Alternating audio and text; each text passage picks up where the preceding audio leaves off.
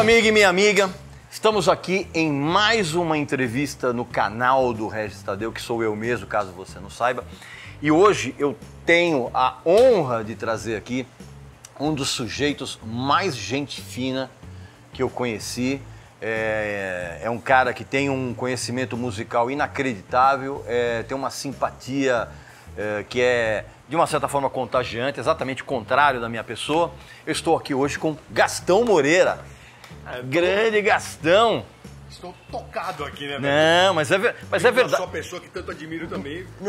Não, mas é verdade, cara. Sabe por quê? Porque o Gastão, ele de uma certa forma, eu vejo você com uma espécie de unanimidade entre o público que gosta de música, assim. Até hoje eu nunca vi alguém falar assim, pô, mas o Gastão é um mala, ou o Gastão não sei o quê, ou o Gastão não sabe nada, esse tipo de coisa.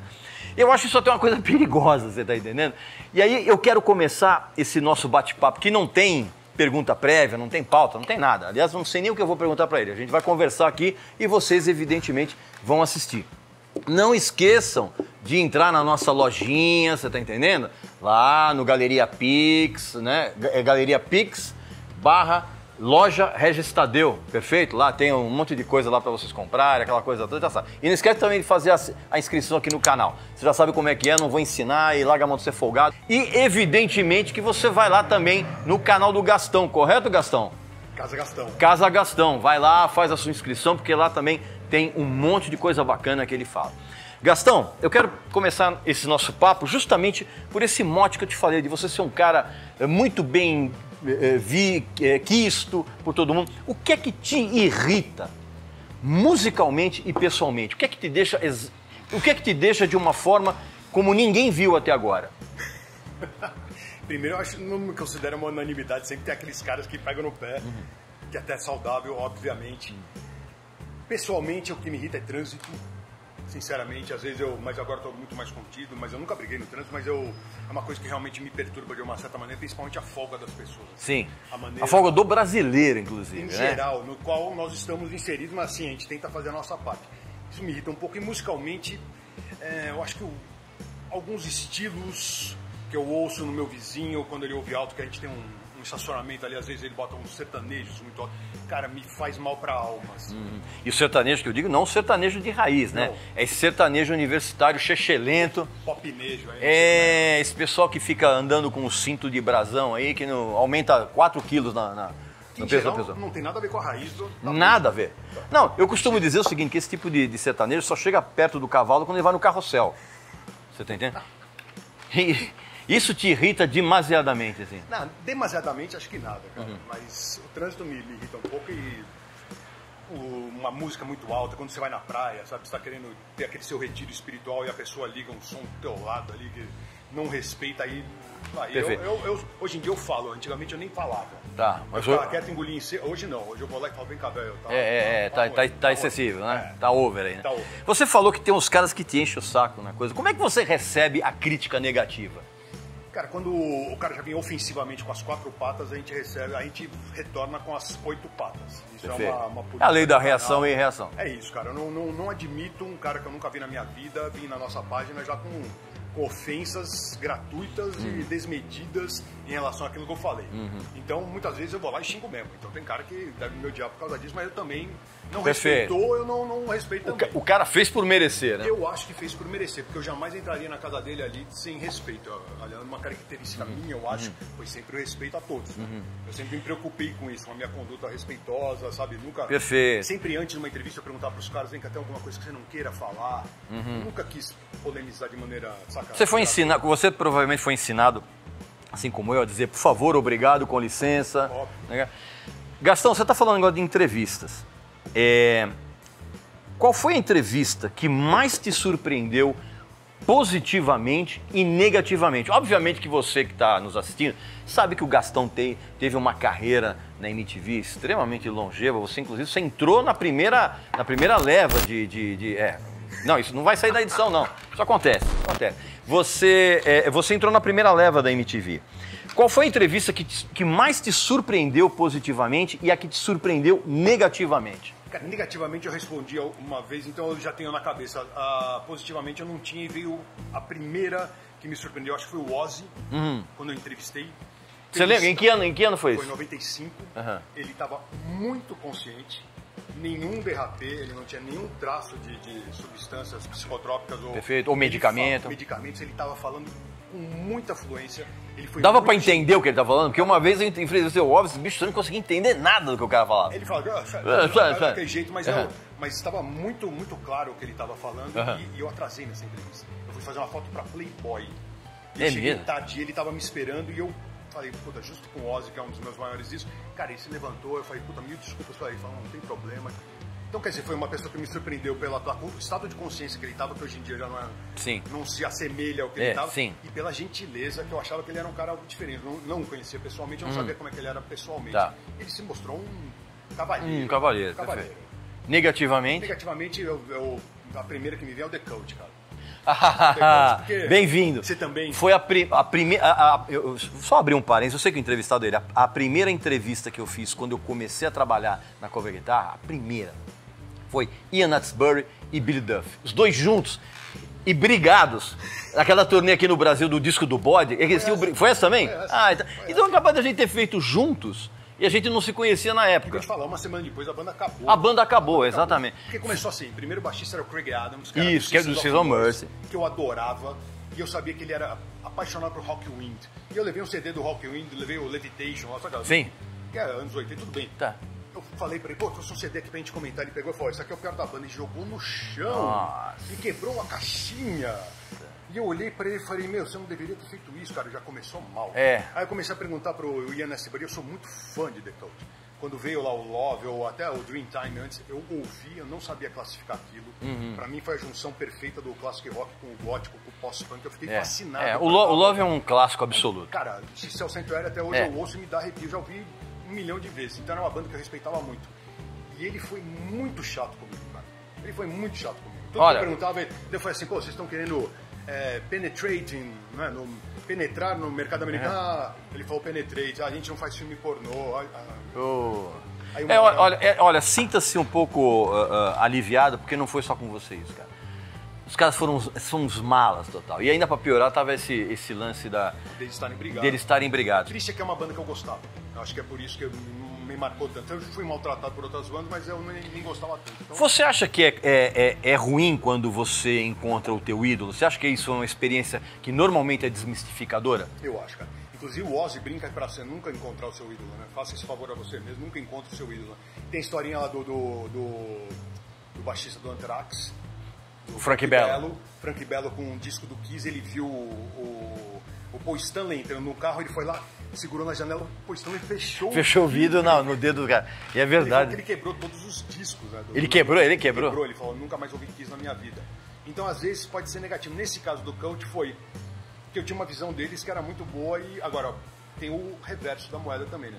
Tem aqueles caras que você gosta e quando se conhece, você fica mais encantado ainda. Um Alice Cooper, um Aerosmith, saca? Um Mick Box do Uriah Heep, que foi um dos caras mais... Eu particularmente, não sei se você concorda com isso, eu separo esses superstars, esses artistas, em 3 categorias. Aquele artista que você jamais convidaria para tomar uma cerveja, aquele artista que você convidaria para tomar uma cerveja e aquele artista que te convidaria para tomar uma cerveja. Assim. Você tá entendendo? São essas 3 categorias que... o Mick Box do Uriah Heep foi um dos caras mais simpáticos. Cara, o Slash comigo foi espetacular.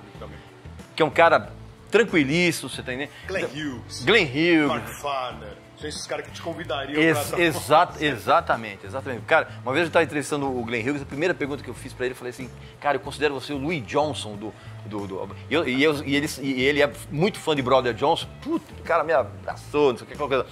Ô Gastão, você entrou na primeira leva. A gente está falando sobre entrevistas e evidentemente que todo mundo lembra do Gastão fazendo umas entrevistas sensacionais. A própria performance sua na MTV era muito diferenciada.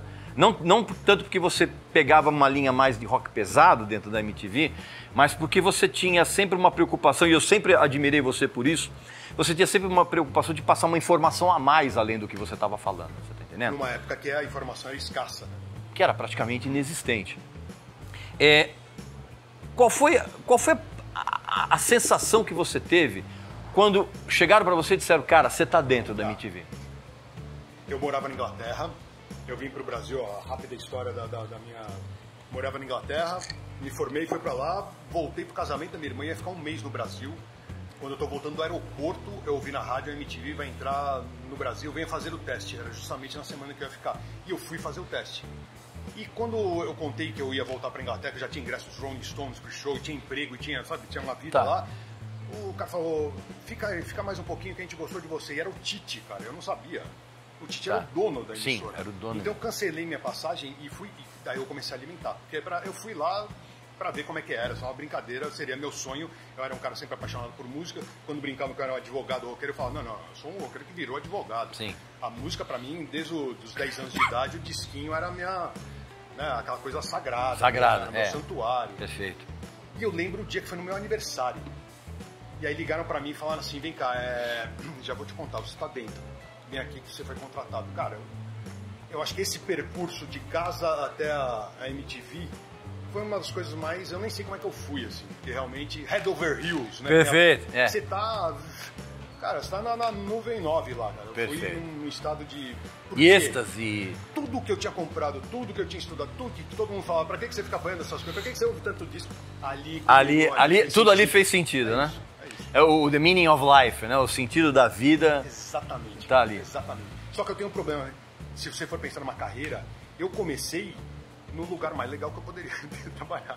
Então, depois daquilo também, tudo, eu tive que me readaptar, né? Porque eu vivi um sonho de um canal que nunca mais vai existir. Você ficou quantos anos lá, Gastão? 8 anos. 8 anos. 8 anos completos. E me fala uma coisa, havia camaradagem entre... Porque as pessoas às vezes não sabem, muitas vezes você está assistindo um programa, você está assistindo alguma atração e você não tem a menor ideia de como é o clima nos bastidores. O clima era legal nos bastidores da MTV? Acho que principalmente os 5 primeiros anos era fantástico, porque era uma coisa tão inovadora, tão nova. Era uma aventura, né? Uma aventura, exatamente, acho que é isso. Era uma aventura. Então as pessoas se identificavam e sabiam que estavam todos na mesma barca. Né? Então eu acho que pra mim era um clima de... Eu nunca reclamei de uma segunda-feira. Nunca, isso eu posso te afirmar. Eu tinha às vezes que gravar domingo, nunca achei ruim, cara, porque o clima era muito bom. Perfeito. Realmente você estava falando do que você gostava. O clima ali, eram pessoas que no começo, principalmente, todo mundo ali gostava de Daniel Benevides, cara, Hugo Prata, que dirige. Eram os caras que sabiam o que estavam fazendo. Então, era um clima de camaradagem, realmente, cara. Os DJs se ajudavam, um assistia programa do outro, trocava muita ideia. A gente conversava muito com quem escrevia os textos pra gente, sabe? Então, era um negócio muito bacana. Legal. Você ficou... o tempo que você ficou lá, você chegou a receber propostas de emissoras de TV aberta? Sim. Por que Bandeirantes. Porque eu falei assim... Porque alguns dos seus colegas caíram nessa tentação, você está entendendo? A gente pode citar Zeca Camargo, Maria Paula... A maioria caiu nessa tentação. Eu sei o porquê, eu posso explicar por favor. Assim. Por favor. Do MTV, a maioria entrou pelo TV. Tava ali por causa da carreira televisiva, eu entrei por causa do M. Você colocou do M. Eu não tava nem aí se eu ia aparecer na câmera ou não. Só do fato de eu estar trabalhando com música, pra mim era o que se completava. Então aí eu acho que tá a diferença, sacou? Eu era um apaixonado mesmo. Aí dá a Os diferença. outros pensavam numa carreira televisiva. Aí se eu tivesse pensado numa carreira televisiva... Como se a MTV fosse um trampolim para uma outra... Exatamente. Perfeito. Porque eu poderia fazer um programa de infantil na Bandeirantes, na Globo, entendeu? Eu nunca pensei nisso. Eu não era a minha intenção. Quando eu entrei na MTV, eu queria trabalhar com música. Eu falei assim, pra que eu vou trabalhar em um outro canal que não é especializado se eu tô no canal que viabiliza... Que faz todo sentido, inclusive, da tua vida pregressa. Exatamente, né? cara. Combinou ali, sabe? E a gente tinha um acesso a bandas que nunca mais eu vou ter também. Acho que poucos canais vão ter. Porque as pessoas conheciam mais, os artistas estrangeiros conheciam muito mais a MTV, que era que era um grande comum. A Globo, eles não... Sim. Então, quando perguntavam, vocês querem fazer a entrevista pra Globo ou pra MTV? MTV, obviamente. Perfeito. Não, perfeito. Por que algumas pessoas, algum desses... Desculpa, perdão. Por que alguns desses VJs, por exemplo, saíram meio mal ali da MTV? Você saiu mal de lá, você saiu muito ressentido de lá. Por que isso aconteceu? Eu saí ressentido porque eu não fiz por merecer. Eu tava no meu auge de popularidade, fazendo meu trabalho muito bem, nunca atrasei, nunca dei motivo nenhum. E foi uma antipatia da chefe, de uma chefe que assumiu ali, que eu comecei a conflitar com ela, porque eu achava que eu não devia tantas tantas justificativas, sabe? Quanto ao meu cabelo, a maneira que eu falava. Eu já tava lá há 6, 7 anos. Isso coincidiu, de uma certa forma, com... Na verdade, não existe coincidência, né? Isso teve a ver, por exemplo, esse conflito que você teve lá, esse conflito pessoal, teve a ver com o redirecionamento que a MTV teve na época? Claro. Foi uma coisa que eu discordei desde o começo, tanto que eu criei um programa chamado Hermanos MTV, antes da banda, que era um programa que eu queria tocar música latina. E eu tocava Fabulosos Cadillacs, e tocava Spinetta, Soda Stereo, Soda Stereo, tinham boas bandas. E aí começaram a pedir pra eu tocar Shakira, pra eu tocar, sabe, o... Perfeito, eu comecei a já... Aí o Gastotal, vamos incluir o Nickelback, sabe, começou... Eu realmente, eu discordei, mas não foi o caso. Eu fui mandado embora por uma questão de conflito com... Então, mas foi bem claro. Então, não só eu, como João Gordo, como o Rodrigo. Sim, o João também falou, O Rodrigo também Pifante, sabe? Foram pessoas que brigaram com a mesma pessoa. Tá, eu sei quem é essa pessoa. Que foi a pessoa que fundou a MTV. Essa é a minha vingança. Pronto, a gente não vai falar o nome aqui, mas eu sei quem é. Falei. Se bem que se quiser, a gente pode falar aqui, não tem problema nenhum. Pode falar o que você quiser. Não tem problema. Eu não devo nada a ninguém. Isso, eu tô muito em paz com o meu passado. Essa pessoa a que o Gastão está se referindo, certamente é a Cris Lobo, né? Sim. Cris Lobo, que foi diretora, né, da MTV. Gastão, uma coisa que eu gostaria muito de perguntar para você. Você acha que o declínio comercial de certas bandas aconteceu exatamente quando a MTV deixou de ser relevante? Eu acho. Muitas vezes aqui no Brasil, por exemplo, lá fora também, por exemplo? Até a MTV começou aqui no Brasil, perdeu relevância demoraram muito para tomar algumas atitudes. Por exemplo, a revista da MTV, imagina, um veículo como a MTV, tendo Abril pelas costas, né? Demorou 7, 8 anos para ter uma revista. Foi muito tempo, uma gravadora. Faltou um pouquinho de visão ali. Perfeito. E eu acho que muitas bandas se destacaram em razão de ter um bom veículo para mostrar. E ao mesmo tempo, quando esse veículo foi deixando de ser relevante, essas mesmas bandas que se aproveitaram daquilo começaram a perder a relevância. Isso não tenho dúvida. Várias bandas foram se afundando por causa disso. Tanto que muitas bandas também não conseguiram retomar aquele sucesso que tinham quando a MTV estava no auge. Perfeito. Você acha, por exemplo, que quando esse panorama vamos dizer assim, de finalização da importância da MTV, aqui no Brasil especificamente, ela de alguma forma ela contribuiu para que a música popularesca brasileira assumisse esse... Eu acho, assim, sem a menor pretensão, assim, mas a MTV educava de uma certa maneira, ela dava alguns parâmetros. Sim, né? a tua presença lá era exatamente isso. A gente tentava, né, lançar algumas coisas, então com a ausência disso, eu acho que as pessoas ficaram expostas à radiação da música. Você falou agora há pouco que todos os discos que você comprou, tudo que você estudou de música fez sentido quando você foi para a MTV. Você lembra o exato momento da tua infância, da tua adolescência, em que você parou, você olhou no espelho e falou assim, cara, música vai ser a minha vida? Você lembra exatamente desse... Eu posso te falar quando foi, eu não sei se foi 4, 5 anos, mas era Bebop Lula, de Vincent. Eu fiquei apaixonado por aquela música. E minha mãe comprou o compactinho que eu não tenho, infelizmente. Assim. Cara, eu pedia toda hora, bota Bebop Lula, sabe? Ficava Blob Lula. Ficava pela coisa da... Ali eu percebi que era uma coisa diferente. E aí, outra coisa que coincidiu também, em 1977, Don't Stop, do Fleetwood Mac. Eu ouvi na rádio, foi a primeira vez que me chamou a atenção para guitarra. Então aí foi a segunda fase. A primeira, Bebop Lula, que eu falei, música é minha paixão. Na segunda, guitarra também é uma paixão. Também, além de ouvir música e consumir, eu também quero tocar. Então acho que foram os dois responsáveis, Gene Vincent, sem saber, e o Fleetwood E você Mac. teve uma banda com o Zic, do Era do Now, que era o nosso grande amigo. Aí você conseguia conciliar banda e... Era difícil, porque na época a MTV tinha uma postura, você não via encontros de DJs, eles deixavam, era uma outra postura, não é que nem a Globo News, por exemplo, que sempre está exaltando os seus apresentadores. Sim. A MTV tinha uma conduta de esconder atrás do pano, é verdade, isso é assumido mesmo, então a gente não tinha tanta tanto espaço assim pra, sabe, pra aparecer. Quando tinha banda, por exemplo, a gente não podia, o nosso clipe não podia tocar na MTV. Não podia? Não podia, cara, é inacreditável. Talvez porque foi corporativismo? Mas poderia passar essa imagem, então quem tinha 3 Hombres não era executado, todo mundo que tinha banda ali não tinha seu videoclipe, e depois mudou isso, né? Depois a MTV percebeu que os apresentadores eram importantes e começou a fazer programas juntando todos e dando espaço, incentivando até alguns apresentadores a se tornarem músicos, né, cara? Perfeito. E na nossa época não. Então a banda era um caminho paralelo, eu vou te falar, eu me aproveitei muito pelo fato de estar na televisão, levava muito a sério a banda também, mas eu sabia que era um caminho muito mais árduo pelo tipo de som que a gente fazia, de conseguir algum destaque comercial. Perfeito. Então, meu investimento primordial era a televisão. Sim, era o foco, né? Não que fosse tão secundário, entendeu? Tinha muita importância, mas não era meu foco. Não era como é. Eu tinha uma banda também que eu acho que você não sabe, com Buscapé, Ricardo Buscapé, Confessori. Mesmo? Confessori do Angra, a gente teve uma banda no colégio, que era o Witchcraft.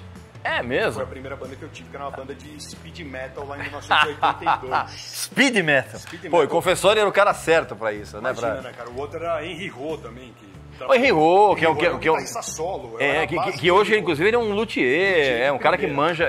O Henry Ho foi meio colunista na Cover Guitar, um cara muito gente boa. Era essa turminha. Ô Gastão, quando você saiu da MTV, você se sentiu meio perdido? Tipo, o que eu vou fazer agora? Não, porque eu tive muita proposta. Eu tive pelo menos umas 5 propostas boas, de canais, de programas, mas eu quis tirar aquele meu semestre sabático. Perfeito. Então eu mandei 6 meses, viajei para estirar a cabeça, e eu tinha 2 propostas que tinham me tentado antes de eu ir viajar. E eu deixei as 2 em suspensão, uma era para Record, pelas grana, possibilidades profissionais, e a outra era a cultura, que profissionalmente não é tão bom, mas me abriria um espaço para fazer um... E conceitualmente falando, tinha muito mais a ver com você. Exatamente, cara. Eu fui na Record, tive uma reunião, saí de lá, fui pra cultura, tive uma reunião, falei, vou ficar na cultura. Musicals. Musicals. Eu me identifico muito mais com isso. Eles me abriram a porta para fazer um programa tipo nos moldes do Fábrica do Som, que foi um programa ali no começo. Sim, com o Tadeu Jungle. Que era fundamental, que era um palco ali para diversas ramificações da música. Foi importantíssimo. Foi um pioneiro, na verdade, o Fábrica do Som. Foi. Chegou aí lá, o meu pessoal. Foi, sensacional. E a gente tentou reeditar aquilo, até o Podia Benson lá do Tadeu Jungle para isso. A gente tentou reeditar aquilo. Então, quer dizer, aquela proposta de eu poder fazer um programa nesses moldes, trazendo 4, 5 bandas pro programa, música ao vivo e tal, e fazer um programa, sei lá, na Record, ganhando triplo, eu fiquei na cultura. Que foi na verdade, o João Gordo acabou indo lá pra Record, né? Exato. Mas eu sei que o João Gordo, ele foi na Record com uma promessa de uma coisa que, na verdade, não se concretizou, né? Exatamente. Por que o musical chegou ao fim? Porque eu fui pra Florianópolis. Eu tinha um problema que o musical estava 4 anos no ar, ele estava estabilizado, era um na grade ali, né? Estava ali na grade, bonito, mas, cara, todo dia eu enfrentava 4 horas de trânsito, pelo menos, porque minha casa era bem longe da cultura, então todo dia eu saía da cultura na hora do rush, o portão de saída da garagem é na Marginal. Na Marginal. Então eu ficava parado, eu ficava lendo livro, ficava tocando, fazendo exercício de bateria. Num dos dias, você inclusive, você leu Guerra e Paz do Tolstói, 1.400 páginas numa noite só, imagina. Aquilo me perturbou. Eu falei assim, não adianta eu estar aqui empregado e não ter qualidade de vida. E eu sempre tive aquela noção de qualidade de vida, eu falei, eu vou morar um dia no paraíso, para mim o paraíso era Florianópolis, e eu pedi demissão da cultura e fui para Florianópolis. Na cara e na coragem. Perfeito. Você teve um programa de rádio lá Logo que eu cheguei, eu fui convidado a fazer um programa de TV. Óbvio. Na TV principal lá de Florianópolis, e tinha a rádio, que era a Atlântida, que era uma rádio que era uma rede, né? Que lá isso, exatamente. Eles me chamaram para me oferecer um programa para fazer 2 horas no sábado, tocando o que eu quisesse. Então aquilo já me... Pô. Quer dizer, eu saí daqui... Quer dizer, teoricamente você estava num paraíso, você curtiu bastante essa vida de Florianópolis? Fiquei 8 anos também, é quase a repetição da minha carreira na MTV. 8 anos lá, 4 anos na... Na verdade, o que eu estou sentindo é que você obedece a ciclos, né? Você tem uns ciclos de 7, 8 anos, né? 7 year itch. Exatamente isso. A coceirinha dos 7 anos. E aí o que te trouxe de volta?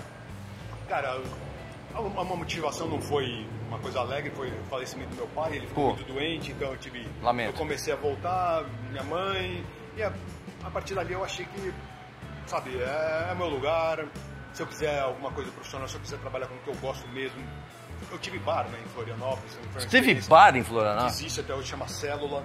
maioria das bandas tocam lá, as bandas alternativas, eu fico muito feliz com isso. O Cadáver foi lá para tocar lá, sabe? Então, é mesmo, pô. Tocam lá, e foi uma coisa que eu fui lá e colei o piso, sabe? Então foi uma coisa que também foi muito importante para mim, essa experiência de ter uma casa noturna, ter uma casa de show. Mas pouca gente sabe, porque as pessoas tendem a glamorizar quem é dono de bar, descolado da vida noturna. Cara, é um trabalho, glamour zero, né, cara? Zero, o dia seguinte está lá sonado, contando cerveja na geladeira, é isso aí. E fiscal batendo, nota fiscal, são pesados. Eu conversei uma vez com o Barcinski sobre isso, o Barcinski era dono. Também. Ele falou, cara, é um tempo de pesadelo, cara. O cara, qualquer coisa, olha, tem uma bituca aqui no chão, simplesmente eu vou ter que te multar, e aí?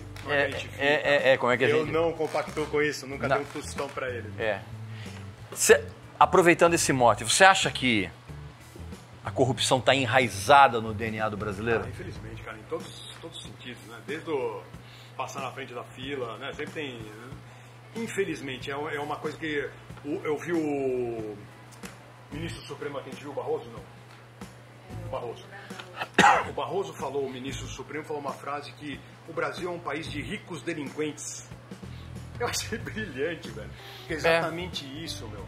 Não só... A criminalidade não está só nas camadas mais não, nas camadas mais, só que muda o tipo de crime. É lavagem de dinheiro. Você tem diferentes níveis de crime, mas crime o tempo todo, né? Exatamente, cara. E no show business e na televisão a gente vê muito isso também, né? Muito. Cara, isso foi uma postura minha desde o começo, desde a MTV. Vocês cobrem. Mas assim, meu programa é de rádio. No musical, a gente nunca recebeu um tostão para tocar qualquer banda que fosse. Bastava ser legal, né? Se a banda fosse boa, não precisava pagar porque ia ser boa. Se a banda fosse ruim, não adiantava pagar porque não ia tocar. Então, quer dizer, isso pra mim eu acho que acaba estragando demais né? Ela tinge a arte ali com, sei lá, com valores que não... Você teve programa de rádio aqui na Kiss, o Gasômetro, que é um programa sensacional. Você tem o seu canal, o Casa Gastão, que é sensacional também. Não estou falando isso da boca para fora, porque realmente eu acho isso mesmo. Você vê uma relação entre esse pântano de honestidade que a gente vive com essa burrice generalizada que a gente vive? Há uma ligação entre uma coisa e outra, na tua opinião? É uma boa pergunta, né, cara? Se a gente também é responsável de uma certa maneira ou não? De uma certa forma, sim. Então, eu não me considero, porque eu acho que você e várias pessoas sempre cumprimos nossa missão de exaltar aquilo que a gente acredita. E meter o dedo na ferida do que é ruim. Eu acho que o grande vilão, que seria uma coisa que a maioria... Sabe o que eu penso? Você falou assim, mas será que a gente tem a nossa responsabilidade? E eu digo que talvez sim, no sentido de que de repente a gente poderia fazer mais do que a gente faz. E a gente não consegue. Cara, que o grande vilão que a gente pode apontar aqui é uma coisa que também pode ser muito benéfica, por outro lado, que é a disponibilidade das coisas para as pessoas, que tornam as pessoas preguiçosas. Né? Quantas bandas você não leu ali o nome, você demorou meses para ouvir, né?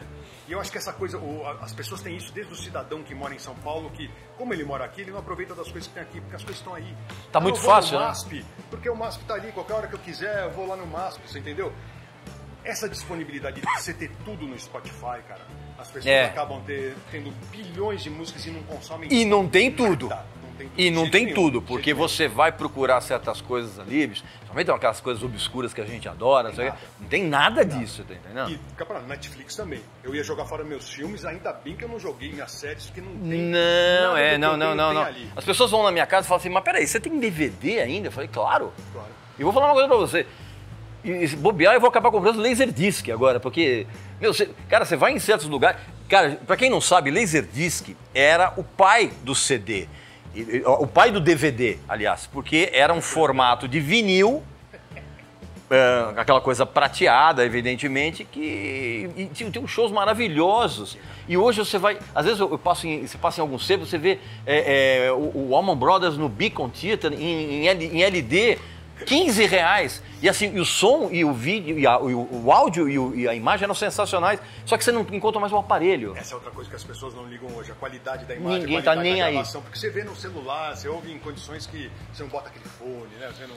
Então, eu acho que... Não, a gente bota. A gente ainda bota. A gente bota. E outra, e as pessoas não sabem que, assim, que a qualidade do que você ouve no Spotify não é a mesma que você ouve no CD.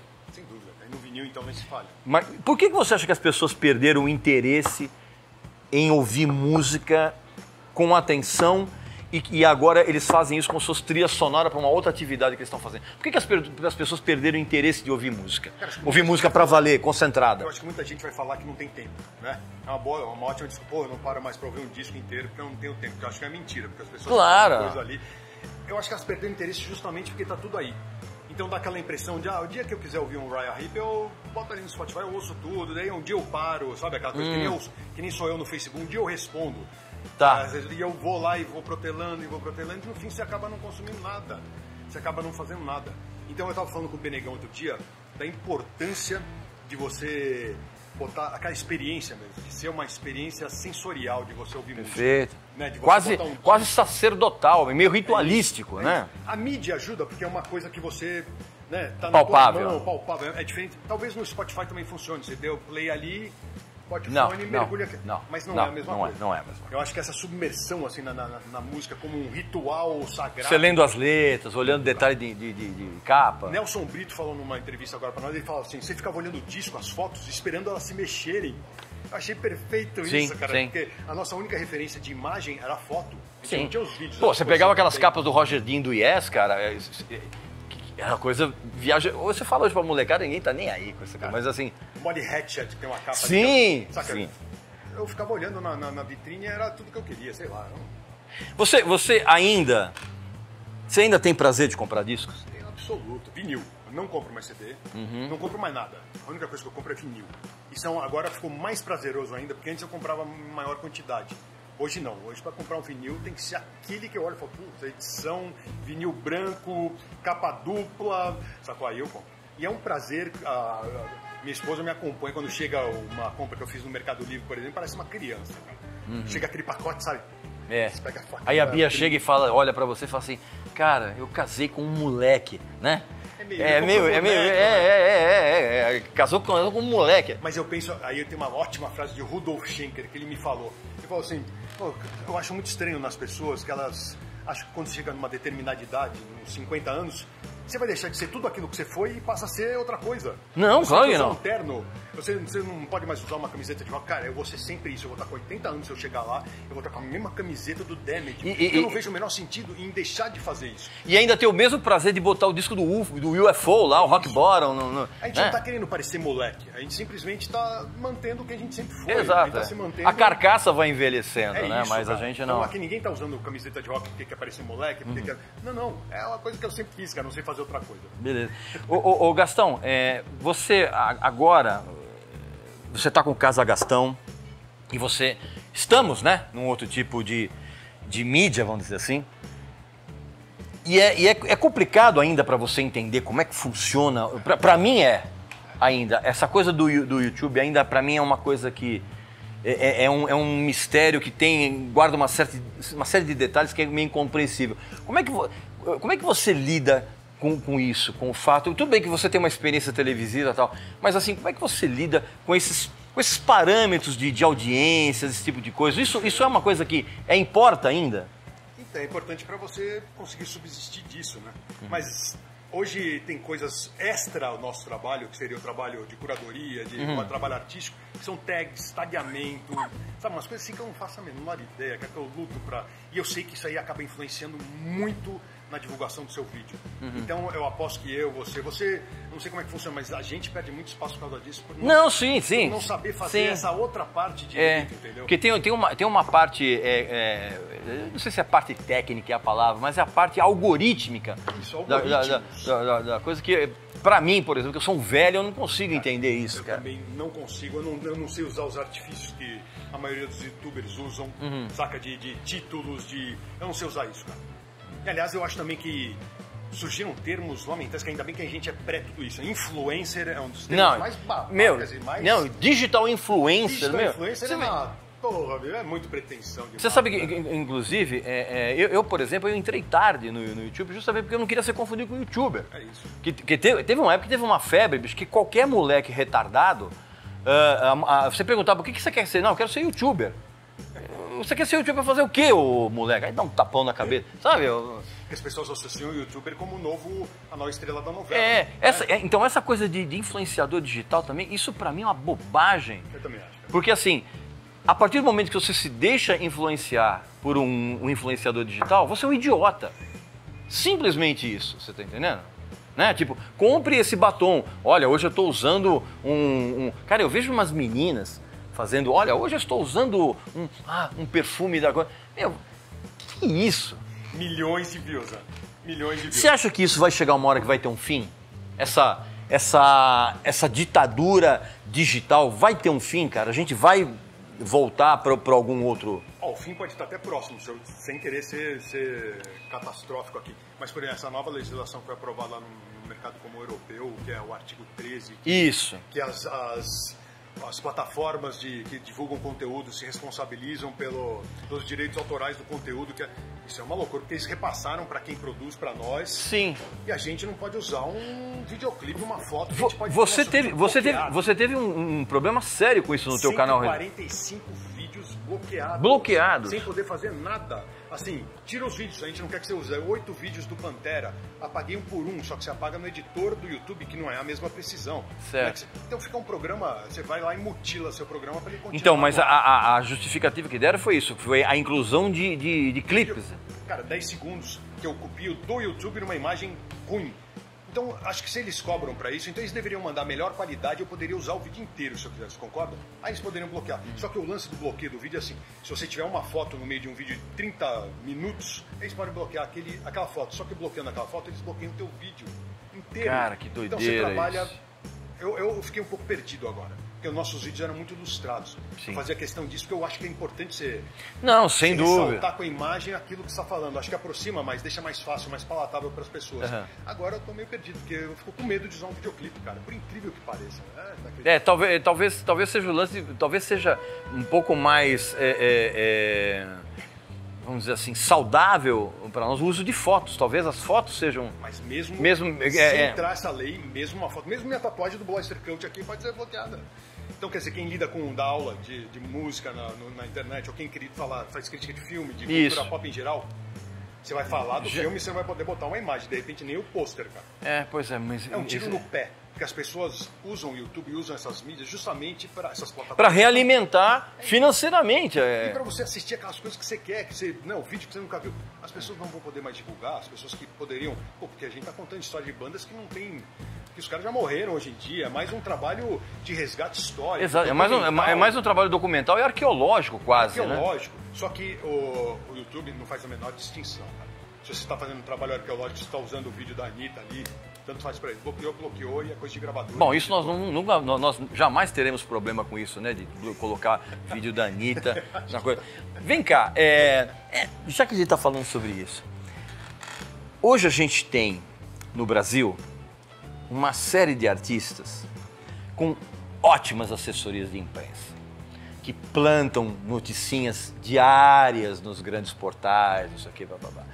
A fulana está tomando um chá de camomila agora para um novo regime, fulana está agora pintando o cabelo, não sei o que, blá, blá, blá, blá, blá, blá. Você pensa que eu não vou dar o nome aqui? Claro que eu vou dar o nome. A Anitta é o exemplo máximo disso. A Anitta e Sabrina Sato. Você pode reparar que você vai nos portais de artistas, celebridades, tipo coisa. Cara, todo dia tem uma notinha. Incrível. Assim, Sabrina Sato posa com a sua filha. Sabrina Sato posa com a sua filha do outro lado da coisa. A Anitta, por exemplo, tá bombando, tá quase estourando internacionalmente faz 3 anos. Você tá entendendo? Me fala uma coisa, Gastão. Hoje, o meio artístico, ele se vale da burrice das pessoas para obter uma popularidade maior, comparado com o que acontecia, por exemplo, na tua época de show business, né? Só vamos usar a palavra, se vale da preguiça das pessoas, né? Porque burrice eu acho que é um pouco pesado, porque nem sempre a pessoa que não gosta de um estilo necessariamente não tem cultura, né? Então, Mas as pessoas são, em geral, preguiçosas. Eu falo com muitas pessoas que... O que você está ouvindo aí? Ah, eu gosto muito... O que você gosta de música? Ah, aquela música lá, sabe? Aquela lá. Porque, assim, realmente não faz a menor diferença para essas pessoas. Eu acho que a gente considera a arte mais relevante. Eu acho que a maioria dessa molecada que consome o funk ou esses ritmos mais populares não liga a mínima para a arte. Não, essas pessoas não sabem nem ler. Eles acham muito mais importante estar cantando junto à música para não ficar de fora na festinha. Se bem que música de carnaval, quando você vai lá no carnaval, você não conhece nenhuma música, você vê todo mundo cantando, você acaba aprendendo aquela música. Mas também não vamos restringir isso também só esse universo do funk, porque, por exemplo, o fã do Los Hermanos, os fãs do Los Hermanos também, que é uma outra raça das mais abomináveis, você tá entendendo? Que são muito chatos mesmo.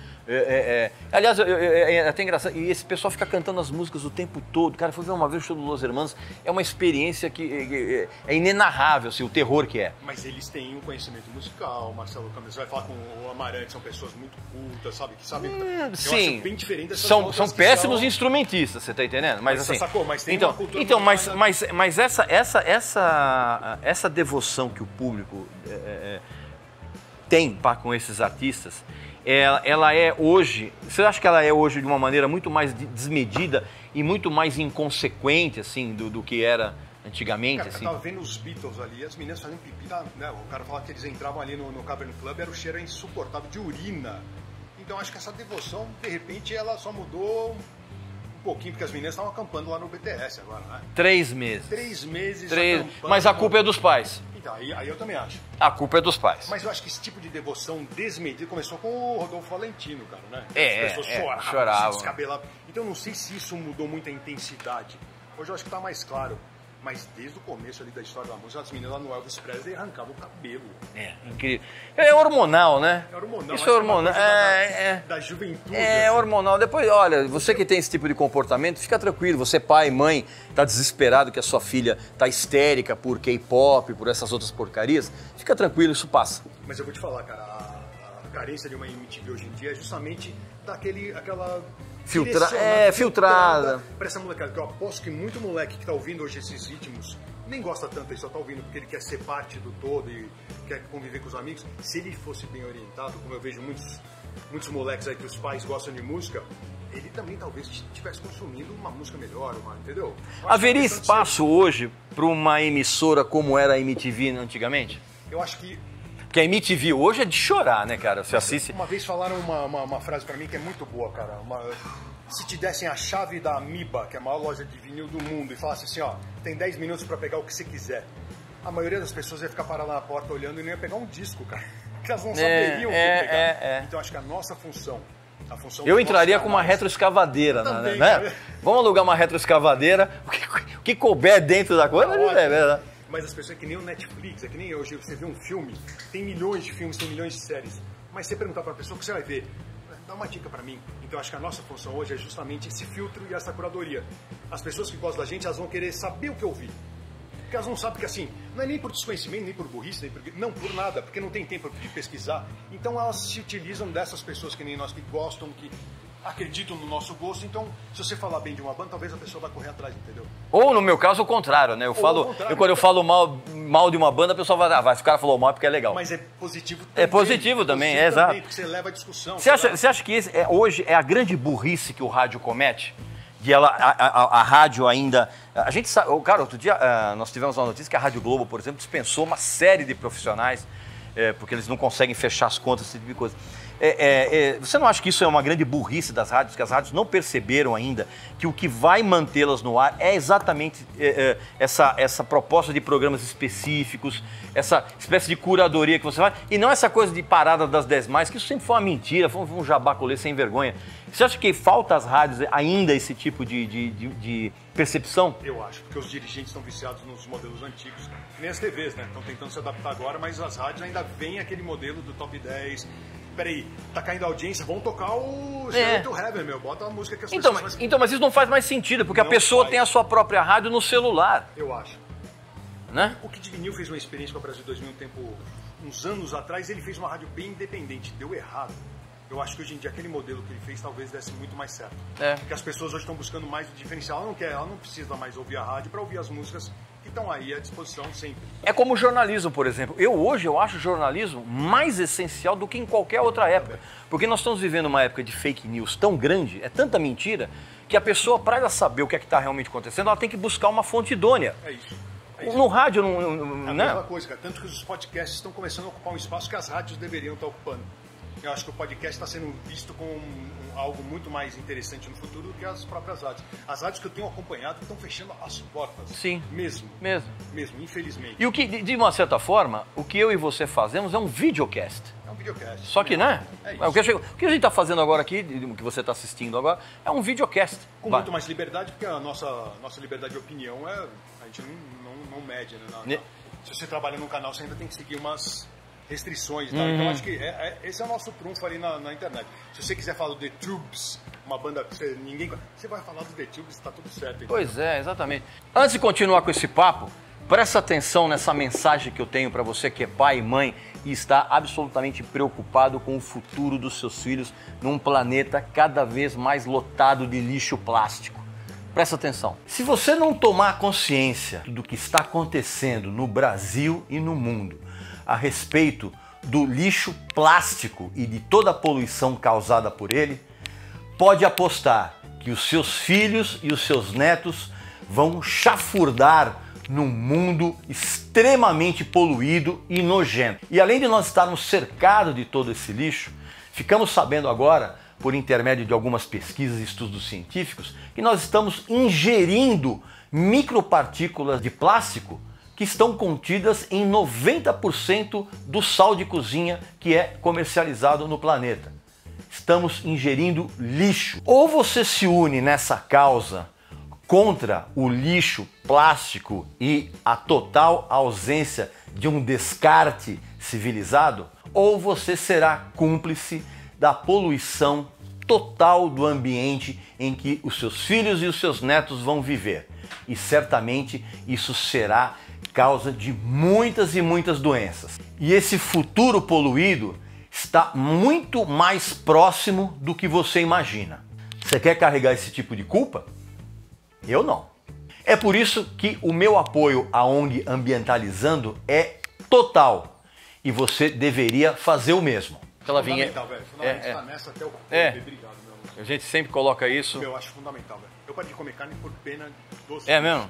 Eu não... Já viu algum vídeo já de abatedor? Meu amigo, deixa eu explicar uma coisa pra você. Tem um DVD do Morrissey que nos extras, ele coloca cenas de um documentário de uns caras no coisa. Fora de brincadeira, eu sou um carnívoro nato. Eu parei de ver o vídeo na metade. Falei, cara, não vai dar, senão eu vou ficar comendo verdura o resto da minha vida. É muito triste, cara. Aliás, Meat Murder, pra mim, o cara já tava... Ele já era muito vegetariano há uns 3 sim, anos ali. A música sim. de 85. Sim. Um negócio... Impressionante. Pessoal, esse então foi o papo espetacular que eu tive aqui com o Gastão. Uma figura muito legal. E eu quero encerrar esse papo com uma pergunta... Pode parecer meio boba, mas eu acho que você vai entender o porquê que eu vou fazer esse tipo de pergunta. Gastão, para a gente terminar esse papo sensacional, o que é que o Gastão de hoje falaria para o Gastão que acabou de entrar na MTV? Se você encontrasse com você mesmo na rua, o que você diria para ele? Cara, continua nessa, vai fundo aí que trabalhe com a sua paixão, isso é o principal, velho, o principal. Nunca liguei para uma segunda-feira, te falei, chegava no meu trabalho 4 horas e falava, nossa, cara, já passou tão rápido, né? Quando você está num trabalho que você não gosta, o tempo não passa. Então essa é a coisa que eu falaria para mim. Cara, você está acreditando, é isso que você gosta, você percebeu que a música é a tua paixão, é a tua vida, é o que você fala com um sorriso na boca, continue nessa. Perfeito. Gastão, me veio outra pergunta agora, tá vendo? Só que bate-papo é esse, não vamos acabar a entrevista agora não. Legal. Ô, Gastão, qual é o disco que mudou a tua vida? Fácil. Who's Next? Who's Next? Who's Next? Foi a primeira vez que eu ouvi um disco e, sei lá, surtei com a música. E aí eu tinha um vizinho que manjava de rock, ele falou, pô, você gostou de The Who? Sabe que eles têm milhões de fãs no mundo. Eu não fazia a menor ideia. Foi a primeira vez que eu me vi inserido como ser humano em algum contexto coletivo. Eu falei, tem milhões de fãs, eu também sou. Foi a primeira vez que eu senti isso. Qual foi o pior disco que você ouviu na tua vida? Cara, o primeiro que me veio na cabeça, assim, que não é o pior, mas que eu não consigo, é o Captain Beefheart Trout Mask Replica. Você não... Eu sei que é um clássico, ele escreveu nota por nota, mas é um disco que eu não consigo ouvir 30 segundos, cara. Apesar de gostar muito de outros trabalhos. De outros trabalhos dele. Qual é o disco que você morre de vergonha de admitir que gosta? E que você vai fazer isso agora? Os Journey. Os Journeys? Mas o Journey com o Steve Perry? Antes eu acho fantástico. Não, pra mim o Journey acabou quando entrou o Steve Perry. E eu ainda gosto, cara. É mesmo? Tipo, Don't Stop Believing. Nossa, meu Deus. Acho que a minha vergonha ali é maior que eu tenho na coleção. Qual é o disco mais raro que você tem? O primeiro que me veio na cabeça, que é um que eu sei que é raro, é o Bon Scott Last Wee Wee, que é o último show, um piratão que foi lançado duplo do AC/DC, o último show do Bon Scott. Ainda com aquele selo que não tinha nada escrito? Exatamente, Perfeito. que ele erra uma música, ele entra cantando errado. Oh, sorry! Tá loucaço. Perfeito. Qual é o disco que você ainda não conseguiu adquirir? Ai, meu Deus do céu. Que você tá atrás há muitos anos. O primeiro que eu tô procurando há muito tempo que eu queria uma cópia boa é o primeiro das Runaways. Pô, o que tem Cherry Bomb. Cherry Bomb, exatamente. Esse disco ele é chato de achar em bom estado. Cara, eu achei com a capa rasgada. Se eu vi a capa tava boa, eu vi a contracapa, tinha um... Não. Eu não consigo. Cara. E tem que ser edição original, né? Também, então. Esse é o que eu mais quero, cara. Perfeito. Aí, vamos torcer aí pro Gastão encontrar essas coisas. Amigão, muito obrigado pelo bate-papo. Sempre. E a gente vai voltar aqui, sabe-se lá quando, com novas entrevistas. Então você fica acompanhando o canal aqui, você tá entendendo? Que você não faz mais que a obrigação, já que você se inscreveu aqui. Então, logo mais a gente volta com uma nova entrevista e também com outros vídeos. Você fica acompanhando aí, não me enche a paciência, tá bom? E se você ainda tem a coragem de dizer que não se inscreveu no canal do Gastão, faça um favor a si mesmo. Vai lá no Casa Gastão, inscreva-se e assista todos os vídeos e todas as informações que esse cara tem para dar. Eu tenho certeza que a sua vida, que deve ser bem medíocre, eu espero que não, mas se for, vai ficar muito melhor com as informações que você vai receber lá do Gastão. E também não esquece de fazer a inscrição aqui no canal do tio também, né? Aqui, né? Como é que é? Bom, mas né? Então tá bom. Um abração aí, até mais. Beleza? Não pode tratar os caras muito bem, bicho. Eu sei, velho. Tá entendendo?